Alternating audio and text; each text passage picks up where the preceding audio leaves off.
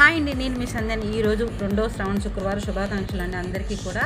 ఈరోజు నా daily routine blog ఎలా గడిచింది ఏంటి, అలాగే లలితాదేవి పూజ, వరాహిమాత పూజ ఎన్నో వారం పోతుంది ఈ బ్లాగ్లో మీతో షేర్ చేసుకుంటాను. మార్నింగ్ 4:30కి అయితే లేచాను. రెగ్యులర్గా ఇంట్లో ఎలా దీపం పెట్టుకుంటాను అలా దీపం పెట్టుకొని ఇంకా పూజ అంతా అయిపోయిన తర్వాత పిల్లల లంచ్ బాక్స్ అయితే ప్రిపేర్ చేశాను. పిల్లలకి అన్నం తాలింపు పెట్టేసి కొంచెం పరవణం అయితే పెట్టాను అనమాట. ఇంకా వాళ్ళు వెళ్ళిపోయిన తర్వాత మరొకసారి అన్నీ క్లీన్ చేసేసి లలితాదేవి పూజ అయితే చేసుకున్నాను.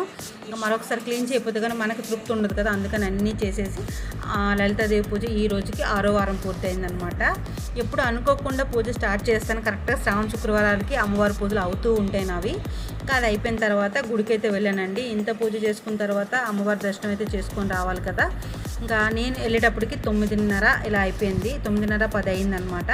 చక్కగా అమ్మవారి దర్శనం కూడా చేసేసుకొని ఇంకా అయిపోయిన తర్వాత ఇంటికి వచ్చేసి సాయంత్రం మళ్ళీ నా డైలీ రొటీన్లో అయితే వారాహిమాత పూజ కూడా పూర్తి. ఇంకా డీటెయిల్గా కావాలంటే ఫుల్